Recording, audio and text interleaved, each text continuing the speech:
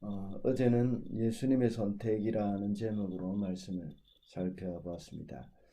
예수님의 선택은 육신의 필요보다는 영의 필요를 선택했고, 세상 권세보다는 하나님을 섬기는 것을 선택했습니다. 그리고 세상의 영광보다 하나님을 신뢰했다고 했습니다. 예수께서 40일 금식 기도를 마치시고 사단에게 시험을 받으신 후에 갈릴리로 돌아가셨습니다. 거기서 많은 회당을 지나면서 두루 다니시면서 가르치셨고 또 많은 기적도 행하셨습니다. 많은 사람들은 예수님의 가르침과 행하시는 일에 굉장히 놀랍다고 하며 칭송을 했습니다. 그러나 예수님의 고향 나사렛에 들어가셔서는 가르치실 때는 사람들은 예수님을 거부했습니다. 나사렛 사람들은 대부분이 예수님과 그의 가족들까지도 다 잘 알고 있었기 때문에 그들은 예수님을 환영하지는 못했던 것입니다. 그래서 귀중한 보배와 같은 예수님을 그들은 배척을 했습니다. 오늘날도 나사렛 사람들과 같이 좀 귀중하고 또 보배로운 그러한 분을 보고도 또 그러한 보배를 보고도 소중함을 알지 못하는 사람들이 참 많습니다. 그래서 오늘은 이 보배를 발견하는 눈이라는 제목으로 말씀을 살펴보고자 합니다. 첫째로 보배를 발견하기 위해서는 가까운 곳에서 찾아야 합니다. 16절입니다. 예수께서는 자기가 자라나신 나사렛에 오셔서 늘 하시던 대로 안식일에 회당에 들어가셨다. 그는 성경을 읽으려고 일어서서 나사렛은 예수님이 자라나신 고향이라고 말씀을 드렸습니다. 나사렛이라는 동네는 그리 큰 동네가 아니기 때문에 대부분의 사람들은 이 서로를 잘 알고 있었습니다. 그렇기 때문에 어릴 때부터 30여 년을 한 동네에서 자란 예수님을 서로 모를 리가 없습니다. 예수님이 그 동네에서 30여 년을 자랐다는 것은 나사렛 사람들에게는 사실은 굉장히 큰 복입니다. 심지어는 이웃 동네 사람들도 서로 잘 아는데 같은 마을에 살고 있는 그런 이 예수님을 얼마나 더 잘 알겠습니까? 그런데 나사렛 사람들은 가까운 곳에 있다는 그런 이유만으로 예수님을 무시하고 배척했습니다. 이와 같이 많은 사람들은 가까이 있는 것에 대한 그런 소중함을 잘 모릅니다. 왜냐하면 그것이 너무나도 익숙하기 때문입니다. 사람들의 일반적인 성향은 새로운 것에 대한 신선함에 참 매력을 느끼기 때문에 늘 익숙한 일상의 것에 대해서 소중함을 놓쳐버리는 경향이 많이 있습니다. 그러다 보니까 이 가족의 소중함도 모르고 늘 우리가 접하게 되는 일상의 그 고마움도 알지 못하는 그런 경향이 많습니다. 우리의 삶 속에서 우리가 알지 못하고 누리는 것 중에 없어서는 안 될 너무나도 소중한 것들이 너무나도 많이 있습니다. 매일 아침마다 떠오르는 태양, 뉴질랜드의 신선한 맑은 공기, 가족 날마다 공급해 주시는 일용할 양식, 우리 곁에 있는 그런 사랑하는 가족들, 남편들, 자녀들, 아내들, 이런 것은 정말 소중한 것이지만 항상 누리고 있는 것이기 때문에 그 소중함을 알지 못합니다.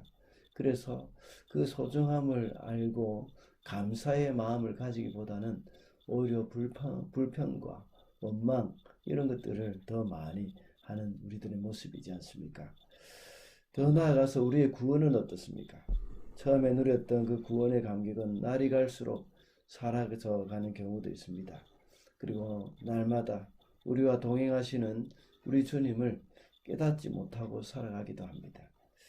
언젠가 말씀드린 적이 있듯이 우리가 언제든지 가면 만날 수 있다는 생각 때문에 예수님과 만나는 시간을 그런 우선순위에서 참 제외될 때가 얼마나 많습니까? 그뿐입니까? 늘 매주일 드리는 예배라는 생각 때문에 우리는 주일 예배를 우선순위에서 제외시켜 버리는 경우가 참 많습니다. 그래서 다른 약속 때문에 주일 예배를 함부로 빠뜨리는 그런 일들이 있지 않습니까? 이와 같이 우리는 이 가까이 있는 그런 소중한 보물을 이렇게 쉽게 잊어버리는 경향이 있습니다. 하나님은 이런 것이 너무나도 소중하기 때문에 항상 그리고 가까이 또 쉽게 접할 수 있게 해주십니다. 이러한 은혜로우시고 자비하신 우리 하나님 앞에 늘 이 감사하며 살아야 한다는 겁니다. 둘째로 보배를 발견하기 위해서는 선입견을 버려야 합니다. 22절입니다. 사람들은 모두 감탄하고 그의 입에서 나오는 그 은혜로운 말씀에 놀라서 이 사람은 요셉의 아들이 아닌가 하고 말하였다.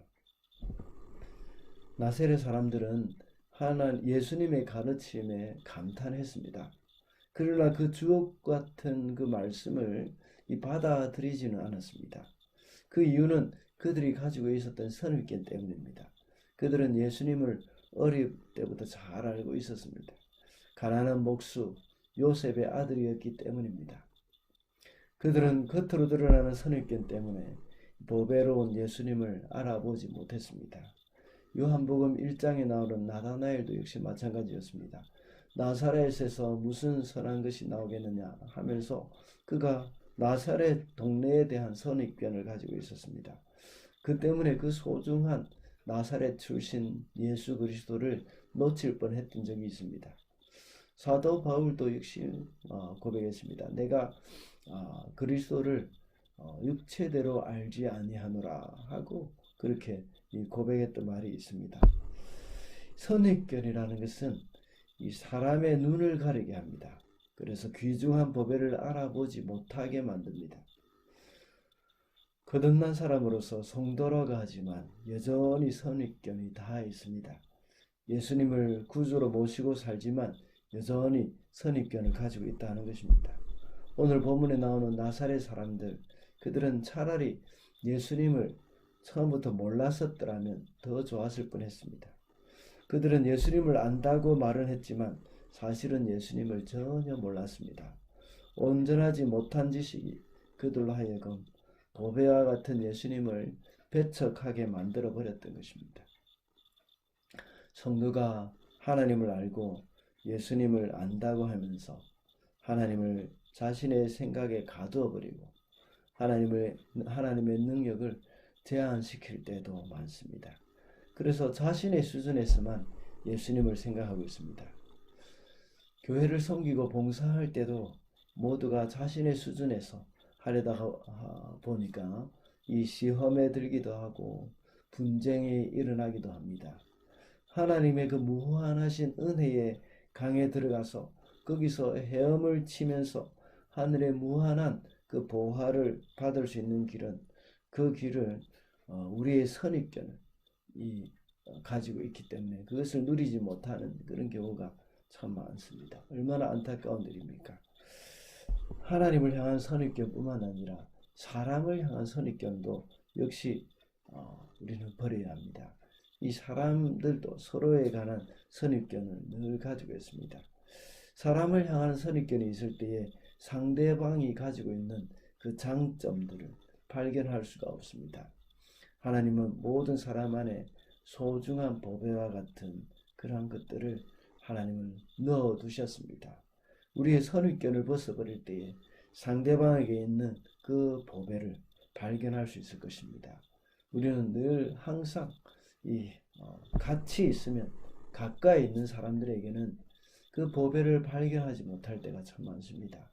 왜냐하면 너무나도 익숙한 것이기 때문에 익숙해서 이것이 지극히 당연한 것이라는 생각 때문에 그 사람에게 있는 소중한 장점들, 보배로운 것들, 그리고 고마운 부분들, 감사한 부분들을 깨닫지 못하는 것입니다.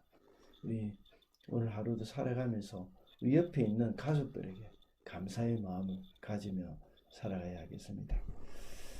말씀을 맺겠습니다. 오늘은 보배를 발견하는 눈이라는 제목으로 말씀을 살펴봤습니다. 보배를 발견하기 위해서는 가까운 곳에서 찾아야 하고 선입견을 버려야 한다고 했습니다.